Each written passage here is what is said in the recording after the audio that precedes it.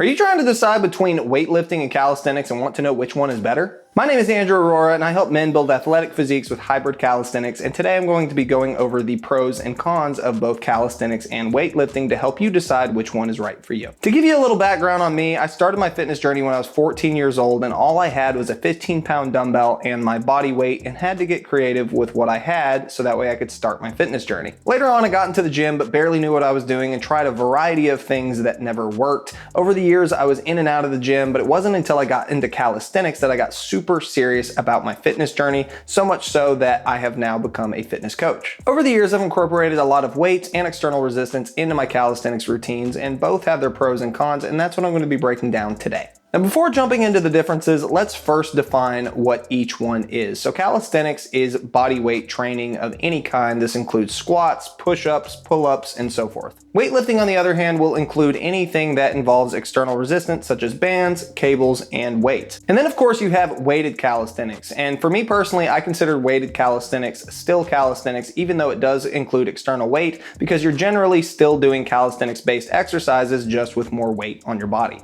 With all that out of the way, let's jump into the pros and cons of both calisthenics and weightlifting. Starting with calisthenics, let's jump into the pros. For the first pro of calisthenics, it is affordable. So obviously it does not cost anything to use your own body weight. With calisthenics, you don't necessarily need any kind of equipment to get started, meaning it's totally free to get started. However, I would recommend that you at least find a park with pull-up bars and dip bars, or buy some for your home so you can do pull-ups and dips from home. These won't cost you near as much as weights, cable machines, or a high-end gym membership in the long run. The next pro is functional strength. So many guys that lift weights look strong and they may actually be strong, but is that strength functional? What I mean is just because they can deadlift 300 pounds, that doesn't mean that they can lift their own body weight with a pull-up or do a high box jump. The fact is that the strength you get from calisthenics translates far better to real life activities, sports, and daily tasks than the strength that you get from weights. The third pro is that calisthenics increases your joint strength and your mobility. So calisthenics tends to be lower impact on your joints and holds lower risk for overloading your joints due to the low impact nature of the exercises. On top of that, calisthenics exercises encourage movements that utilize the natural range of motion for your muscles and joints, which will cause less wear and tear on your joints while increasing your mobility. In the long run, calisthenics will be better for your joint health. For the next pro that we have on this list is that calisthenics translates well to weights. So just because you can do a 200-pound bench press does not mean you can do a 90-degree hold. But if you can do a 90-degree hold and pseudo push-ups, then you can probably lift a pretty decent amount of weight on the bench press. The kind of strength that you develop from both forms of training is very different, and while you may not be breaking any squatting or deadlifting records if you only do calisthenics, you can probably still lift a lot of weight. The bodybuilder, on the other hand, is going to struggle with 90-degree holds and muscle-ups if he has never trained for them. For the fifth pro of calisthenics is that you always have something to work towards. So this was one of the main things that drove me to calisthenics. I saw these crazy body weight movements and knew I wanted to achieve these crazy feats of strength. Chasing a bigger number on the side of a dumbbell just didn't excite me, and while weightlifting made me like fitness, calisthenics made me love it. There's always another skill to master, another feat of strength to achieve, and ways to improve on skills you have already mastered. Every time you achieve a new skill, you have a deep sense of accomplishment because it probably took you months or even years to master it. Because of this, you will always have something to work towards and always have motivation. The sixth pro is turning heads. So this may not be what got you into calisthenics, but it's definitely fun to do these crazy exercises and then have people coming up to you asking you questions. Sometimes the reactions are funny, and from time to time I even catch people watching me in my recordings. It's always fun to meet new people and talk to them about how I got into calisthenics and how long it took me to master certain skills. So if getting attention is something you enjoy, then calisthenics will definitely get you that. The seventh pro is that calisthenics has a very supportive community. So if you happen to go on Facebook and jump into any of these calisthenics groups or communities, you'll find that you have a lot of people who are anxious to help you and anxious to answer questions. And if you're lucky enough to actually have a community in your area, you may even be able to find yourself a training partner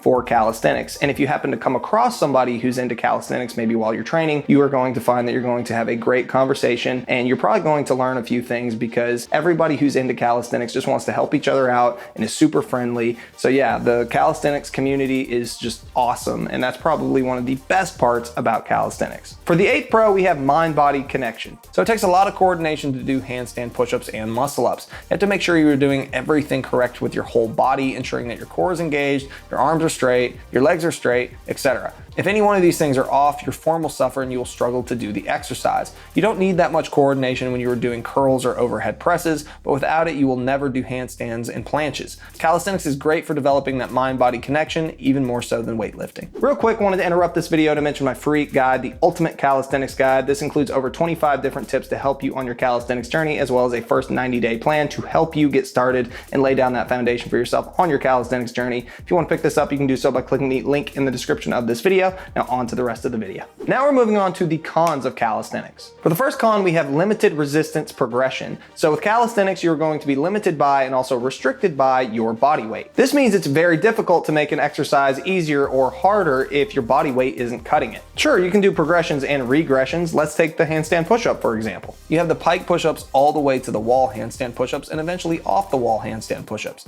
However, if you find that pike push-ups are too easy, but wall handstand push-ups are too hard, without adding in a weight vest, you may be out of luck. You may also find that you are doing way too many pull-ups, for example. Again, without adding any extra weight, you may not be able to break past that plateau and see more gains. Or perhaps you're trying to do a 90-degree hold but can't support your body weight. Without a resistance band to offload some of the weight, you may struggle to keep progressing. Point is, it's easy to get stuck with calisthenics if you refuse to use any other equipment. The second con is it is difficult to isolate muscle groups. Most of the exercises are compound exercises and incorporate multiple muscle groups at once. This can be good in the sense that you're working multiple muscles at once and in unison, but it can be bad in the sense that supporting muscles can get tired before the muscles you are trying to target. For example, your forearms or biceps may get tired way before your lats on a pull-up, or your shoulders may get tired before your chest on a push-up. Because of this, not being able to isolate muscle groups can hurt your progress. For the third con, we have progression plateaus. So this kind of goes hand in hand with the first con, but it's a little bit different. In calisthenics, it can be very easy to get stuck, even if you use weights and bands. For example, bands and weights aren't going to help you with a handstand. I was stuck trying to master the handstand for a while, and my breakthrough eventually came from training the belly to wall handstand more often. Same with the muscle up. Bands and weighted pull-ups definitely helped me build the strength to get there, but even when I had the pure strength, I still had a hard time getting the muscle up in strict form, and from there getting more than a few consistently. Training high pull-ups exclusively for a few months really helped me get past that plateau. With planche, I was plateaued for a while and finally started to break through that plateau after starting a new planche routine. Plateaus will happen and they will be very frustrating, where with weights you can gradually add a little more weight every time. For the fourth con, calisthenics is not easily accessible if you are overweight. So if you are overweight, especially by a significant amount like 50 plus pounds, and calisthenics exercises can be very difficult. Not saying you can't do them, but they will be much harder and be more uncomfortable. If this is you, you may find it easier to get started with weights. Number 5 is less variety. So with calisthenics, you're pretty much limited to what you can do with your body weight as resistance. In many cases, this means that you will just be doing a lot of different variations of similar exercises like different push-up, pull-up, and squat types. This also means that you'll have to get creative to target all the muscles in your body, which can sometimes be very difficult with just your body weight alone. For many people, this can actually make the training boring because they want to mix it up more often, but they can't or don't know how, ultimately making calisthenics lose its appeal. Number 6, you are less likely to have a training partner. So this was not very important to me, as I've always trained alone, but for those of you that like to have a partner, it may be hard to find someone in your area who also does calisthenics. You may get lucky and find someone through an online group, or if you live somewhere like Miami or LA, it might be easy, but here in Nashville, it is not easy at all. And number 7 is limited leg development. So your legs carry around your body weight all day long, so doing body weight only leg exercises can yield less than desirable results. That's not to say you can't develop your legs with body weight, because you certainly can see some results,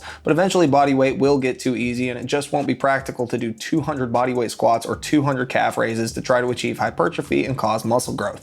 This is one area where weights are superior. So now moving on to weightlifting, let's talk about the pros of weightlifting. Number 1 is that it's easy to isolate muscle groups. Where calisthenics struggles, weights come in to save the day. It's very easy to isolate specific muscles you want to target, like biceps, triceps, forearms, and so forth with weights. With calisthenics alone, this can be very difficult, but with weights, you can hone in on your weaker muscles and target them, or isolate a muscle you really want to grow. This can make building muscle across every muscle group in your body so much easier than with calisthenics. This is possibly the biggest benefit to weights over calisthenics. The second pro is progressive overload. So with weights, it's very easy to increase the difficulty, simply just increase the weight. Where calisthenics on its own struggles in this area, weights can make it super simple, which can make it easier to see improvements in your strength levels and in your muscular development. Number 3 is variety. So there's so many exercises out there with weights that you could literally mix up your routine forever. Calisthenics is often limited by what you can do with your body, but with weights you can do over like 10 different squat variations and I don't know how many different types of rows.